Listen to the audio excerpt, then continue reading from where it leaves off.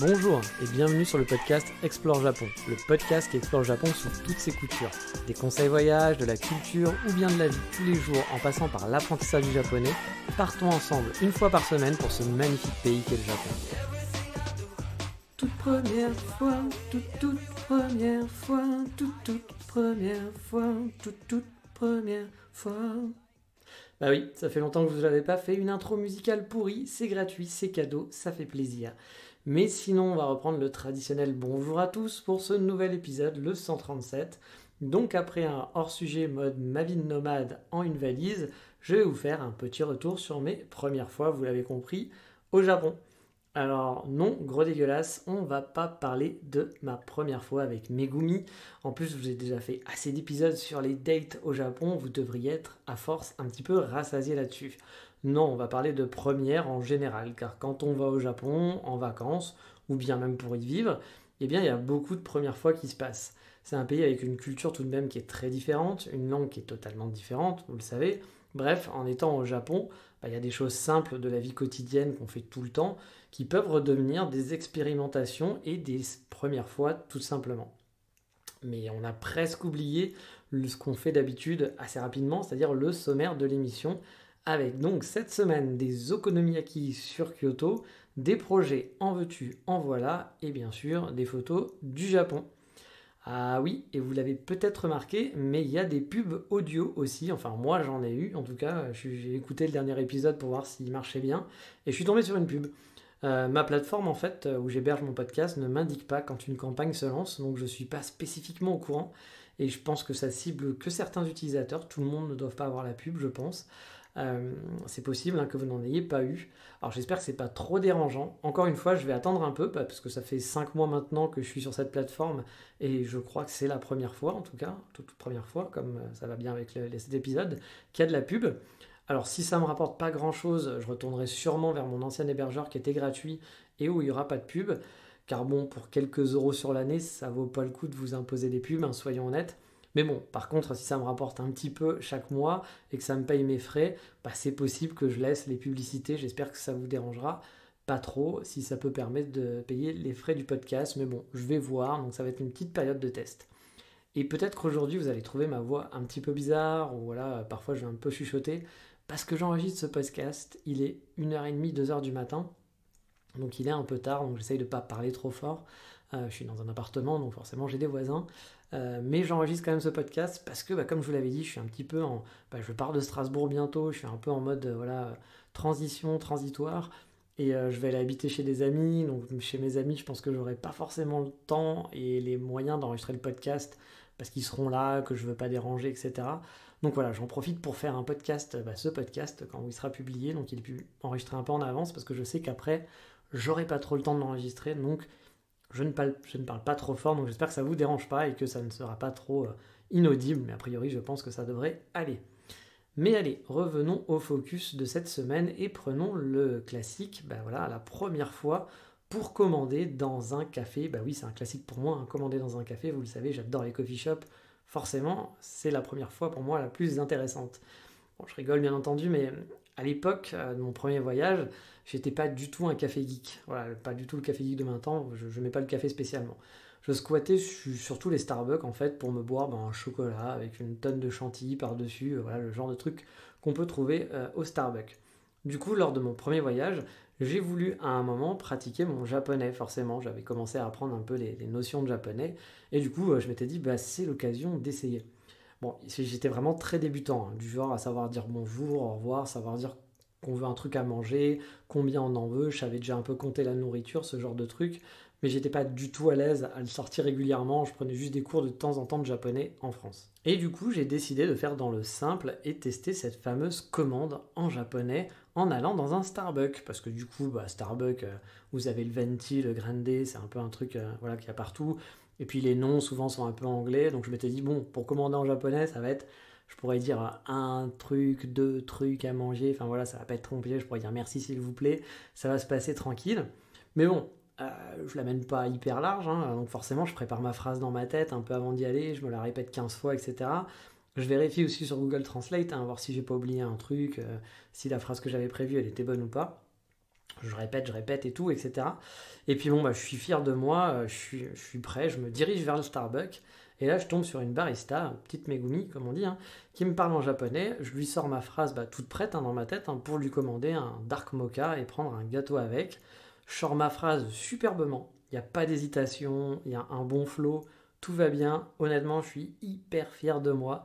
Et en voyant la petite Megumi sourire et me dire ok, j'étais à bloc, quoi. Je dis ouais, c'est génial. Cette première fois, franchement, ça reste gravé en moi. Alors non pas parce que j'avais fait un combo parfait de ma super phrase pour commander dans un café que j'étais hyper content, mais parce que j'avais pas prévu quelque chose. C'est que quand vous faites votre phrase en japonais, que vous avez prévu pour dire bonjour, je voudrais, je sais pas moi, un cheesecake et puis un cappuccino s'il vous plaît. Vous avez votre phrase, vous êtes content, sauf que j'avais pas prévu le truc qui pourtant était con et basique à prévoir, c'est qu'une phrase amènerait forcément une question. Bah oui. Et dans ma tête, je me suis dit, allez, je lui demande un café, voilà, un gâteau, c'est pesé, on se barre, et puis c'est bon, le Japon est à moi, je suis capable de parler n'importe quel barista japonais, ouais, je suis fluent, quoi. Bien sûr, j'en rajoute, je vous raconte des bêtises, vous le savez, mais sauf que, quelques fractions de secondes, mais vraiment, c'est arrivé très très vite. Après mon sentiment de victoire, j'ai eu l'effet kiss cool, comme on dit, car oui, la madame m'a demandé si je voulais le prendre sur place ou en takeaway. Et comment vous dire, j'ai été fort décontenancé parce que je m'attendais pas du tout à une question déjà à la base. Et puis surtout, j'ai rien compris. Voilà, je suis passé de je suis hyper fier de moi, elle doit penser que je vis au Japon, ouais, t'as vu, c'est cool. Ah putain, j'ai l'air trop d'un con, je sais pas ce qu'elle me demande. Donc voilà, c'était assez drôle au final, il n'y a eu aucune friction quand elle a vu ma gueule et que je maîtrise pas mal finalement maintenant cette gueule après un an de vie au Japon du je capte rien ce que tu racontes. Voilà, elle m'a fait un petit signe avec les mains en montant le plateau en disant ici ou en montrant dehors pour dire voilà, en takeaway. Du coup j'ai compris et j'ai pu lui dire ici Kokodes. Alors, je savais même pas qu'on disait ça comme ça à l'époque. Mais puis on dit même pas comme ça en plus, mais voilà, du coup, on s'en est quand même sorti, mais c'était la déconvenue, l'ascenseur émotionnel. On passe du je suis hyper fier de moi en une fraction de seconde de je suis dégoûté de la vie. Finalement, ça n'a pas fonctionné. Bon, après, si on parle de première fois, il faut aussi que je vous parle de ma première fois tout court au Japon, forcément. Alors, techniquement, c'est pas vraiment mon premier moment que je vais vous raconter. Mon premier moment au Japon, c'est la sortie de l'aéroport, techniquement, pour rejoindre mon auberge de jeunesse. C'était en fin de journée, etc. Alors bien sûr qu'il y avait un sentiment de waouh, je suis au Japon, c'est pas comme chez nous, quoi. Mais avec le vol, plus le fait que j'avais très très bien préparé mon trajet, je suis quelqu'un qui adore préparer, donc du coup je pouvais pas me perdre. J'avais les photos dans telle rue, il faut sortir à tel endroit, prendre tel train, tout était tout codifié. J'ai pas trop ressenti ce moment première fois. En plus j'étais un peu fatigué, c'était la nuit, enfin c'était en fin de journée. Du coup, pour moi, la première fois, la vraie première fois, comme je l'ai ressenti, c'est le lendemain, une fois que j'étais en mode exploration avec mon petit sac à dos à la mode Dora l'exploratrice. À savoir que pour mon premier voyage au Japon, c'était la première fois que je voyageais aussi tout seul. Alors c'était un sacré combo finalement d'aller dans un pays comme le Japon, qui est quand même très différent, et en plus, le premier voyage tout seul. Me voilà donc sorti de l'auberge de jeunesse, sac à dos sur les épaules. J'étais dans le quartier résidentiel près du métro de Minami Senju. Pour vous situer, c'est un petit peu au-dessus de Asakusa. C'était un dimanche matin, il était 8h, je m'étais levé tôt pour faire une grosse journée, j'étais super impatient de me balader, et franchement ça a été une vraie claque émotionnelle ce jour-là. J'étais dans des petites ruelles avec des maisons, des petits immeubles comme Tokyo le fait si bien finalement, c'était calme et agréable, il faisait vachement beau et bon, pas trop chaud, alors que je me dirigeais un peu au hasard dans les rues, mais c'était en direction de la Skytree, et c'était pas très compliqué de trouver la Skytree, c'était pas très loin, je la voyais au loin, mais pas si loin que ça. Je suis tombé sur un petit terrain de baseball de quartier, juste à côté des berges et de la rivière qui est juste devant la Skytree. Il y avait des gens qui devaient avoir entre 30 ans et 50 ans, je pense, des hommes, des femmes, et qui jouaient dans une ambiance vraiment bon enfant. Et je sais pas, j'ai été tout de suite hypé. Je suis resté à les regarder, j'avais pas du tout prévu de faire ça, mais c'est un des premiers trucs que j'ai fait finalement au Japon, à faire des photos pendant 30 minutes avant de reprendre ma route. Et je me souviens que les premières minutes dans ces petites balades de quartier résidentiel où c'était vraiment calme et tout, je me suis senti à la maison et je me suis senti vraiment super bien, et c'est un souvenir que j'oublierai jamais. À chaque fois qu'on me dit pourquoi tu aimes le Japon, on me demande pourquoi j'aime le Japon, je peux vous citer plein d'exemples, et dans ce podcast je vous ai cité plein d'exemples, mais j'ai envie juste de vous dire que la première fois que je suis arrivé au Japon, je me suis senti vraiment dès les premières minutes à la maison. J'avais ce sentiment de me dire je suis chez moi, tout avait l'air normal, tout avait l'air comme j'avais envie que ça soit. comme j'aimerais que ma vie soit. Et je me suis dit, ouais, c'est ici, quoi, je suis bien. Et ça vraiment, cette première sensation, je l'oublierai vraiment jamais. Et c'était pas une sensation de waouh, c'est super cool le Japon, hein. Non, c'est une sensation de voilà, je suis chez moi, tout simplement, comme si je connaissais déjà tout ça en fait. J'étais totalement dans mon élément. Et c'était vraiment à des années-lumière de ce qu'on peut vous vendre dans Lost in Translation, par exemple, le film que j'aime beaucoup, hein, au final, hein, de Sofia Coppola. J'avais souvent entendu dire que le Japon, c'est le dépaysement assuré, qu'au début, on est perdu, ouais, c'est waouh, trop de choses, plein de choses à voir. Bah, moi, c'était vraiment tout le contraire. J'étais pas du tout perdu, j'étais comme à la maison, vraiment à l'aise. Il y avait pas, bien sûr, il y avait plein de trucs, j'étais en mode découverte, hein, mais voilà, j'étais en mode, bah c'est cool, je suis chez moi, je suis pas perdu, j'étais pas en mode genre, bah qu'est-ce qu'il faut faire, où faut aller, oh là là, c'est trop compliqué. Non, franchement, j'étais vraiment à l'aise. Bon, bah sauf quand il avait fallu commander en japonais, hein, mais ça, vous l'avez compris, hein. Et bien sûr, il y a eu plein de wow effect, hein, toute la journée, hein. Surtout que j'avais fait une sacrée balade de plus de 35 km à pied, sans prendre aucun transport ce jour-là, en faisant aucune pause resto ou de pause Starbucks, etc. Cette première fois, cette première journée qui m'avait amené à la Skytree, puis à Sakusa, que j'avais pas finalement aimé, hein, c'était ma première déception au Japon au passage. Après, j'étais allé à Akihabara, j'étais allé dans le centre de Tokyo, j'étais allé voir l'université de Todai, j'étais repassé par Ueno, tout ça en explorant un peu les petites ruelles et les quartiers. Au final, des quartiers qui sont clairement pas mes quartiers préférés en plus, hein, à Tokyo, hein. Mais je m'en souviendrai forcément toute ma vie, surtout pour cette sensation de coolitude en haut et de bien-être que j'avais jamais vraiment ressenti quelque part. Moi, je suis quelqu'un qui a déménagé dans plein d'endroits en étant petit, j'ai beaucoup bougé, j'ai jamais eu vraiment de ville à moi, à part mon Paris. Je suis resté quand même 17 ans sur Paris, mais même Paris, bon, c'était ma ville, mais c'est la première fois où je me suis dit, bah, je suis chez moi quelque part, sans savoir pourquoi. Je ne suis pas capable d'expliquer pourquoi vous dire. Je me sentais vraiment à la maison, mais j'étais à la maison. Et dans les premières fois aussi, il faut que je vous parle de la veille aussi, hein, finalement, parce qu'elle était la vraie première fois. Quand je suis arrivé, donc j'ai dû faire ma première fois aussi dans un supermarché de Tokyo. Alors c'était pas un 7-Eleven, hein, c'était un vrai supermarché de quartier, mais un petit, qui était assez moderne de mémoire quand j'y repense par rapport à tous ceux que j'ai fait après, où je me suis tapé à Tokyo, voire à Kyoto. Et bon, le supermarché dans un pays étranger, c'est toujours un peu une aventure, hein. On va découvrir plein de nouvelles choses, on a souvent envie de tester, ou alors l'inverse en se disant mais qu'est-ce que c'est que ce truc, le petit gâteau, le petit bonbon qui a l'air marrant. Puis bah voilà, on regarde, on se dit oh, ils ont plein de légumes, ou alors ils ont pas du tout de légumes, ou oh tiens, ils ont un rayon chips qui fait 15 km, nous on n'a pas ça chez nous. Voilà, à chaque fois qu'on va dans un pays étranger, il y a toujours cette petite découverte du supermarché. Enfin moi c'est un plaisir, je sais pas pour vous, mais moi c'est un plaisir quand je fais un voyage quelque part, d'aller dans un supermarché, de regarder un peu comment ça fonctionne chez eux et qu'est-ce qu'ils ont chez eux. Et au Japon, forcément, ce sentiment est bien présent, hein, vu que ce que vous trouvez dans un supermarché est vraiment assez différent de ce que vous avez l'habitude de trouver chez vous. Déjà, en rentrant, je vois un panneau avec écrit ouvert jusqu'à 25 heures. Bon, je me dis, bon, ok, le Japon c'est différent, mais a priori on tourne quand même à la même vitesse autour du soleil, donc on devrait normalement arriver à peu près aux mêmes horaires, hein, etc. Sauf que c'est vrai que ça arrive rarement, mais parfois les magasins, pour dire qu'ils ferment à 2 heures du matin ou à 3 heures du matin, ils vont pas dire on est ouvert de telle heure jusqu'à 2 heures, ils vont dire on ferme à 27 heures. Voilà, à 27 heures du matin ou du soir, je sais pas du coup comment on dit. C'est un peu chelou, mais honnêtement je l'ai pas vu si souvent, mais ça arrive de temps en temps.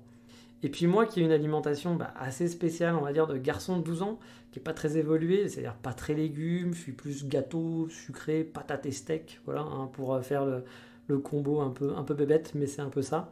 Forcément, dans un supermarché japonais, au départ, c'est pas simple de trouver de quoi satisfaire les envies d'un garçon de 12 ans de ce genre. Voilà. Alors, tous les garçons de 12 ans ne sont pas comme moi, je l'espère, mais voilà.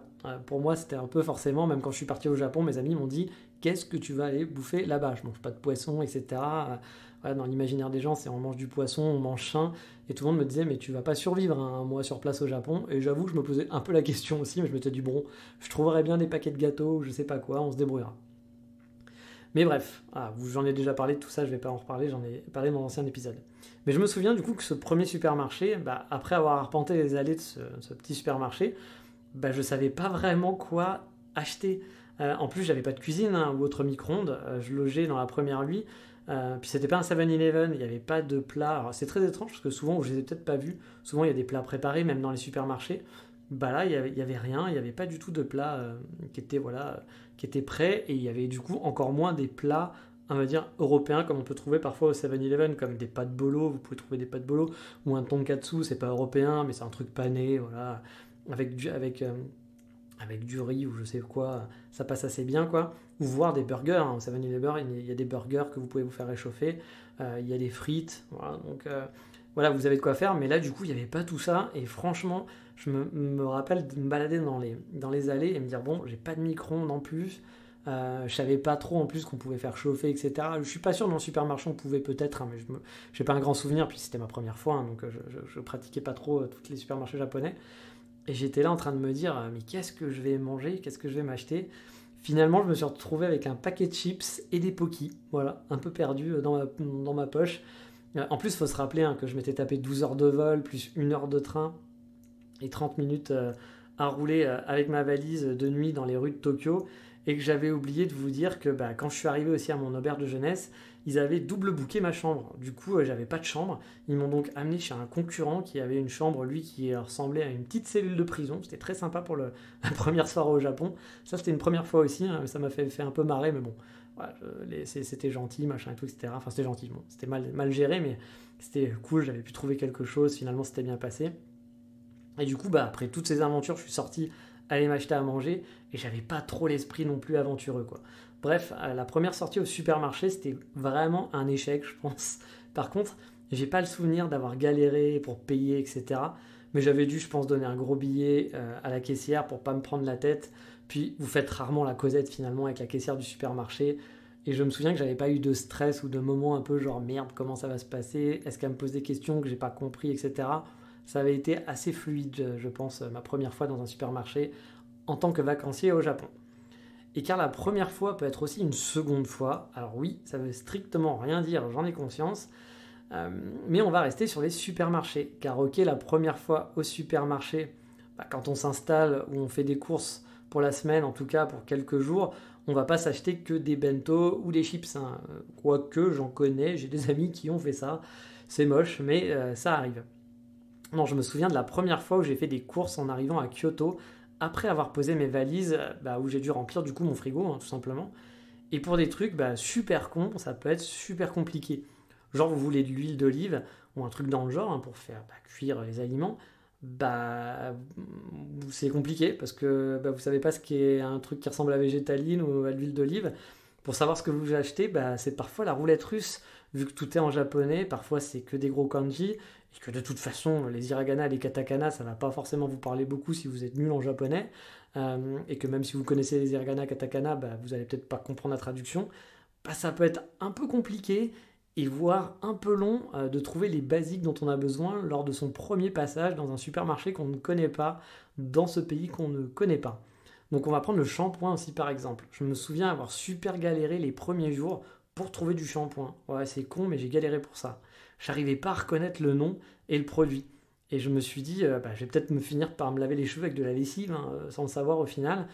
Et au final, c'est un grand homme qui m'a beaucoup aidé, qui m'a sauvé, et qui m'a proposé son aide, et que je remercierai jamais assez. C'est un certain CR7, ou Cristiano Ronaldo, pour les intimes, car il était sur l'étiquette d'un bidon en train de se laver les cheveux. J'en ai donc conclu que si sa chevelure soyeuse de Cristiano acceptait ce produit, c'est qu'a priori, mon crâne dégardi ne risquait pas grand-chose avec ce truc-là. Et effectivement, c'est devenu mon shampoing officiel après, par la suite, donc j'ai totalement oublié le nom. On va l'appeler le shampoing Cristiano. Alors bien sûr, hein, je vous rassure, hein, c'était pas tous les produits que j'ai galéré, mais bon, même parfois les basiques, on sait pas trop ce qu'on achète. Je me souviens par exemple, pour acheter des steaks, tu comprends pas tout exactement en fait. Tu vois que ça ressemble pas forcément à nos steaks à nous, mais que ça a l'air d'être un steak quand même. Quand tu le fais cuire, tu vois qu'il y a un truc qui s'échappe au milieu. Alors attention, hein, c'est pas un rat qui sort du steak, hein, je vous rassure. Mais voilà, c'est un steak qui est fourré d'une sauce indéfinie. Donc il y a plein de petites surprises comme ça qui arrivent la première fois que tu fais tes courses au Japon. Et je me souviens vraiment, ma première grande course, je suis resté quand même bien longtemps pour choisir ce que j'allais acheter finalement, ce que j'allais essayer, mais aussi les choses dont j'avais besoin et que je trouvais pas, hein, vraiment, hein, comme l'huile, parce que vous n'allez pas trouver non plus la mode de beurre, hein, que vous avez l'habitude pour remplacer l'huile par exemple. Et puis il y a eu les premières fois où après quelques courses, on apprend aussi des trucs pratiques à utiliser dans les commerces. Où tu sais comment dire, par exemple, non merci de façon polie. quand on te propose un sac, ou justement demander un sac plastique, dire s'il vous plaît un sac plastique. Tu sais comprendre aussi, ensuite répondre à la question, par exemple, vous payez par carte ou en liquide. Bref, il y a plein de petits moments voilà, de fierté ou de petits trucs que tu vas sortir, une phrase super con, hein, mais tu es quand même super content de l'avoir dit, genre le fameux Que codes. Alors là, c'est la classe. Hein. La classe à Dallas, tu sens que la caissière, elle est hyper impressionnée. Elle voit le petit gaijin qui venait, qui parlait pas trop et qui vient de temps en temps, qui disait oui, non et c'est tout. Et là, tu lui dis un non merci, mais de façon polie, quoi. Que même, à mon avis, les clients sortent pas trop, parce que les clients parlent pas trop au caissier au Japon. Et du coup, tu vois dans ses yeux, hein, ça crépite et elle est contente. Tu lui as fait ta journée, et puis toi aussi, tu t'es fait ta journée au final. Hein.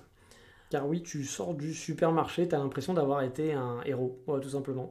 Ou d'avoir grimpé l'Everest. Il n'y a pas de petite victoire, on va dire, mais ce petit Kekodes, il fait plaisir, et vous êtes content de l'avoir casé. Bon, on a fait déjà un peu long pour cet épisode, je pense. Pour ces premières fois, j'ai d'autres premières fois en stock, bien sûr. Donc je ferai sûrement un épisode 2 là-dessus. Je sais que vous aimez bien quand on raconte un petit peu des petites anecdotes. Mais on va passer maintenant, vous avez l'habitude maintenant, à l'insta du moment.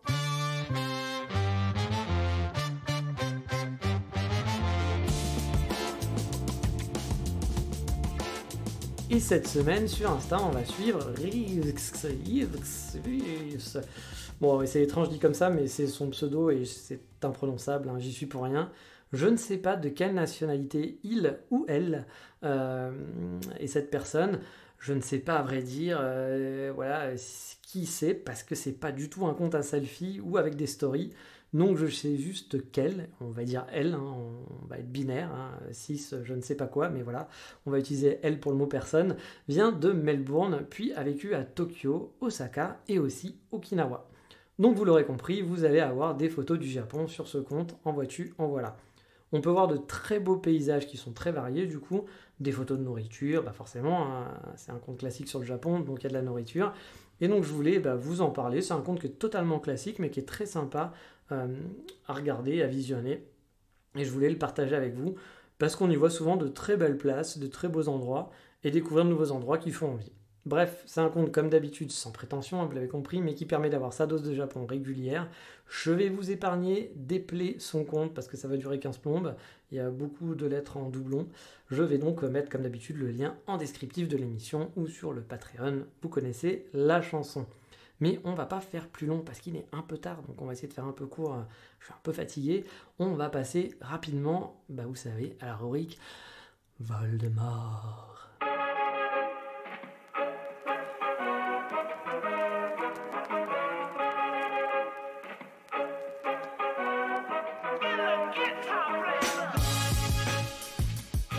Et dans la rubrique Voldemort, on va faire un truc étonnant. Eh bien oui, ça sera pas un café, ça sera pas non plus de la junk food. Non, on va manger japonais. Bah oui, pour de vrai, on va manger japonais, comme dirait l'autre. Amazing, bah oui, on va manger des okonomiyaki sur Kyoto. C'était un endroit qui m'avait été conseillé par je ne sais plus quel Instagrammeur, un Français que je suivais et qui me suivait. Et j'ai bien fait de l'écouter, peut-être qu'il m'écoute, c'était peut-être quelqu'un qui écoutait ce podcast, je me souviens plus du tout qui c'était à l'époque, mais qui m'avait envoyé, non, je faisais pas de podcast encore à l'époque sur le Japon, donc c'était pas quelqu'un qui écoutait le podcast, mais peut-être qu'il l'écoute maintenant, voilà. Bref, on s'en fout un peu. Mais merci à lui s'il écoute. J'avais tenté plusieurs fois d'aller dans cet endroit, mais c'était souvent rempli, complet, full, et il n'y avait pas de place. Et finalement, à force de tenter, j'ai pu y aller quelques fois avec des amis. Alors c'est pas très loin de la gare de Kyoto, c'est un vieux restaurant qui est un peu tout décrépit.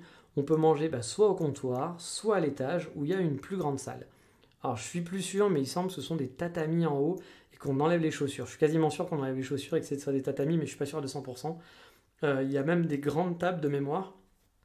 Et j'ai pu manger une fois avec un couple d'amis qui étaient venus me voir en vacances, avec ces deux jumeaux qui étaient des bébés. Du coup c'était cool car il n'y avait personne en haut, on a du coup pu être tranquille et sans aussi déranger les gens parce que forcément des petits enfants qui avaient 10 mois, ça peut être assez bordélique et chiant quand tu vas au resto. Donc là c'était plutôt chouette, il y avait pour une fois personne et la salle était quand même assez grande de mémoire. Mais j'ai principalement mangé là-bas au rez-de-chaussée, au comptoir directement. Alors j'oubliais de vous donner le nom, parce que c'est quand même pratique d'avoir le nom, c'est Kyo Shabana. Bon, c'est trop joli, Kyo Shabana. Restaurant typique où on va cuisiner devant vous avec la grande plaque qui fait tout le long du comptoir.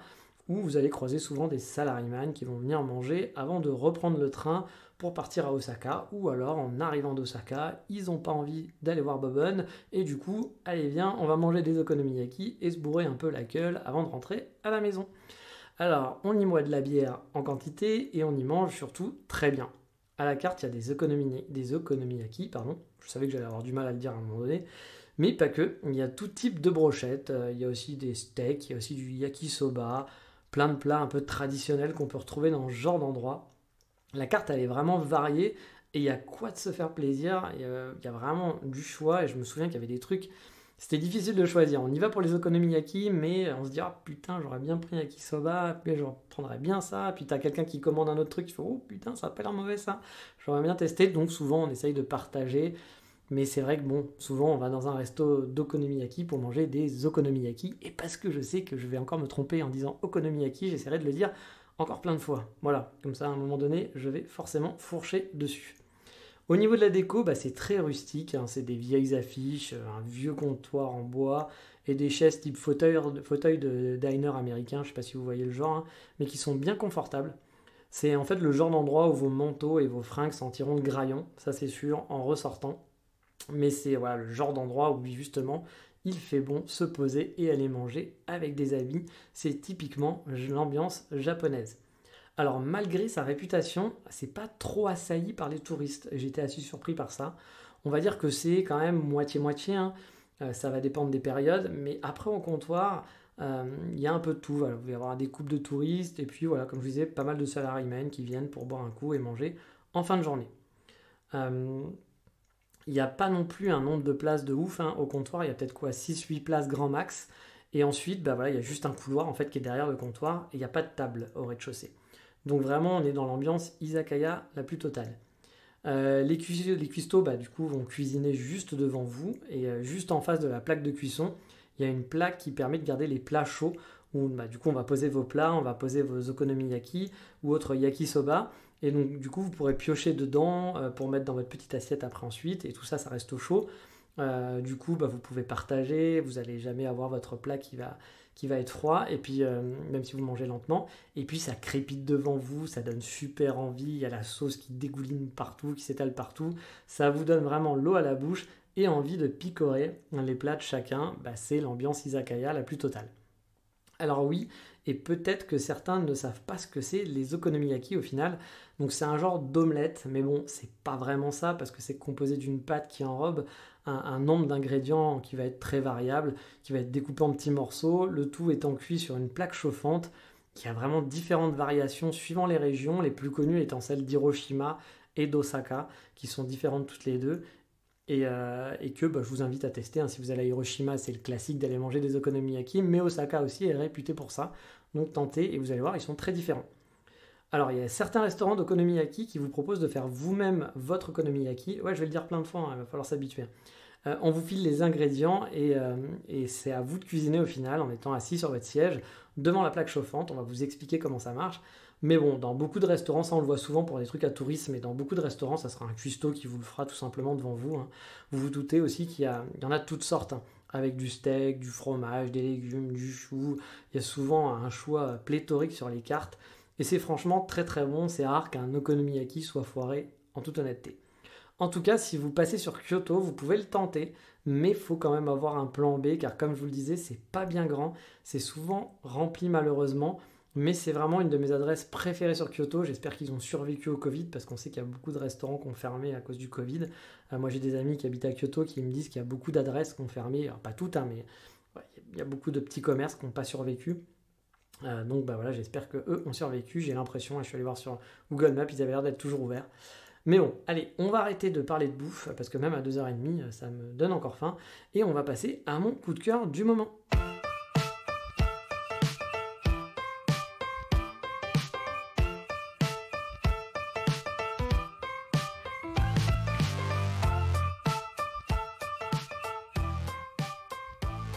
Bon, vous le savez maintenant, j'ai différents projets pour vivre au Japon, Et je suis quelqu'un qui aime bien faire des plans A, des plans B, des plans C, des plans D. Bref, l'alphabet n'est pas assez grand. C'est pour ça que je me suis mis au kanji au final. Mais bref, j'ai mon projet de boutique qui est en mode, j'ai mis dans un carton et qui sortira quand j'aurai fait les bonnes rencontres pour avoir assez d'argent pour le ressortir, même si ça avance. Il y a pas mal d'argent dans ce petit carton, mais c'est pas encore suffisant, c'est même loin d'être suffisant. Et un autre de mes plans pour vivre au Japon, qui est même mon plan le plus concret, on va dire pour l'instant, et le plan principal, c'est d'économiser tout simplement pour ouvrir ma société et continuer de faire ce que je fais maintenant, donc chef de projet internet en freelance. Donc en gros, c'est être freelanceur, mais en disant j'ai ma boîte, quoi, on va dire Explore Japon Corp, si vous voulez, ou NJ Corp plutôt. Mais en gros, ça serait de continuer à faire ce que je fais maintenant, chef de projet internet, tout simplement. Et là, en ce moment, je suis à plein temps sur une société canadienne pour laquelle je travaille. C'est cool. Bon, par contre, je suis sur les horaires canadiens, donc forcément, je vis en décalé. Et au Japon, ça sera encore plus le cas de vivre en décalé, parce que le décalage horaire Japon-Canada, il est assez mastoc. Souvent, on dit même que quand on est au Japon et qu'on a des clients américains, c'est le pire qu'on peut avoir, parce qu'on est vraiment... En gros, quand vous dormez, les Américains se réveillent, et inversement, quand vous êtes dans la journée en train de bouger et faire votre vie, les Américains sont en train de dormir. Donc le décalage horaire est assez chiant. Mais vous le savez aussi, au Japon, en parallèle, j'aimerais beaucoup avoir une activité de guide. J'adore explorer, j'adore parler du Japon, a priori, vous l'avez compris. J'aime partager ma passion et je pense que je suis un peu pédagogue, je sais m'adapter, bref... Je pense que je pourrais être un bon guide, a priori. Alors, peut-être que je me jette des fleurs, etc. Mais pour y avoir pas mal réfléchi, je pense que c'est une activité qui me plairait et je ne serais pas trop mauvais dans ce domaine. Et puis, je pourrais vous faire visiter tous les coins que j'adore explorer et aller chercher des petits coins pour vous. Et j'adorerais ça. Mais bref, le problème, c'est qu'avec un boulot à plein temps, c'est compliqué de faire guide et de caser du temps pour faire des visites, tout simplement. Faire guide à plein temps, de faire ça dès le départ, ça va être quand même très compliqué. Donc j'aurais pas aussi forcément assez de clients pour être juste guide à plein temps et lâcher mon autre boulot. Donc il faudra un peu que je peux pas me dire allez je me lance en tant que guide parce que il faut bien que je gagne de l'argent. Puis si j'ai 10 clients ou 20 clients en 3 mois, il va bien falloir que je mange, donc ça sera un peu compliqué. En plus, il va falloir attendre que la mayonnaise prenne quoi. Et en plus vous l'avez vu avec le Covid, vaut mieux pas tout miser non plus sur le tourisme, c'est pas le truc idéal. Donc dans l'idéal, justement, j'aimerais, en arrivant au Japon, continuer ma mission que je fais actuellement en freelance, mais à mi-temps, et avoir d'autres rentrées d'argent pour être tranquille, pour pouvoir développer mon activité de guide sereinement, sans pression, sans devoir me dire « il faut absolument que je fasse tant de visites ce mois-ci, sinon ils vont me foutre dehors, les Japonais à force. » Parce que si on ne rentre pas d'argent, les Japonais... ils vont pas dire c'est pas grave, t'inquiète, on te laisse du temps. Non, c'est l'immigration, donc il faut que ça tourne. Du coup, pendant mon temps libre, en ce moment, je bosse sur un projet de site service web, en gros, avec un ami, car on aimerait monter une société et avoir quelques revenus complémentaires grâce à ce projet qui nécessite un peu de boulot au départ et qui devrait après être moins contraignant en termes de charge de travail. Donc ça serait l'idéal pour moi parce que ça permettrait d'avoir des revenus qui tombent régulièrement et avoir du temps libre pour travailler, pour être guide par exemple la journée. On a plusieurs idées dont une qui me plaît bien, mais on est encore en train d'analyser la faisabilité et savoir si ça peut être rentable. Mon ami va sûrement travailler en freelance, il est développeur web, donc pendant 6 mois, il va faire du freelance, ce qui lui permet souvent de ne pas travailler ensuite pendant 6 mois, car développeur web en freelance, ça paye plutôt pas mal. Donc s'il trouve une bonne mission, il pourrait se consacrer ensuite à notre projet à plein temps. Et moi, de mon côté, je vais travailler dessus à fond pendant mes temps libres, dès maintenant. Je commence déjà à travailler.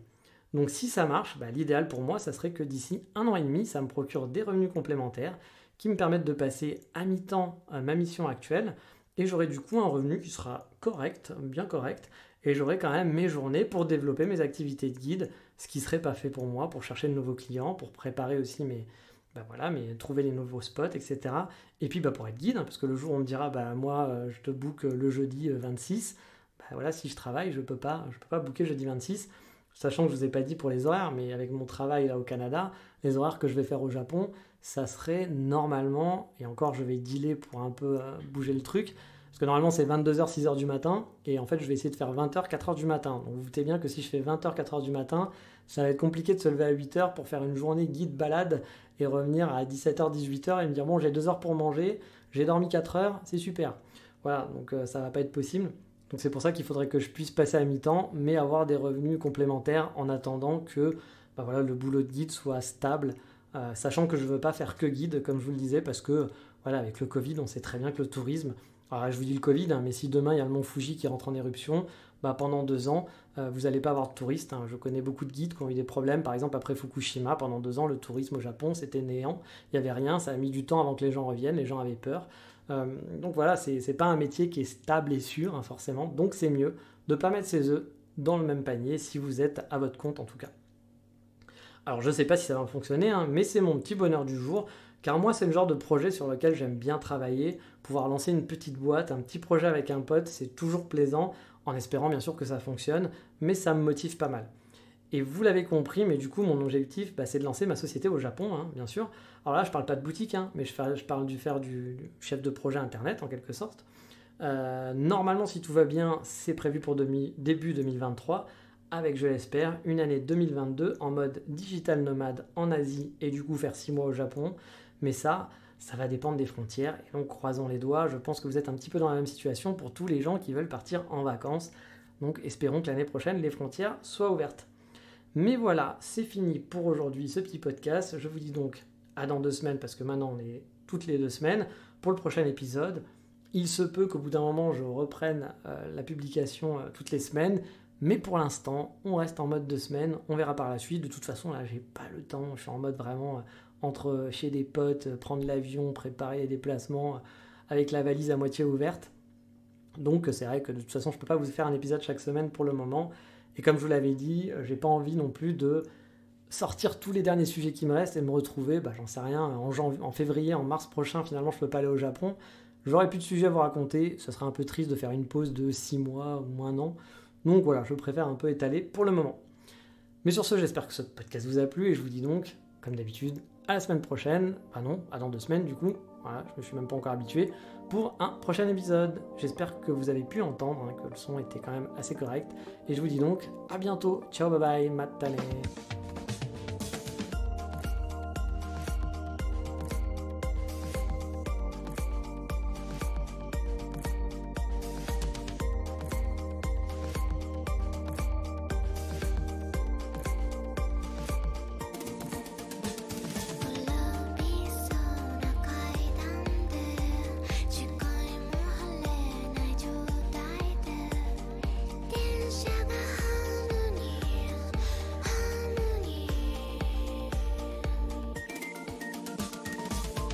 パンチに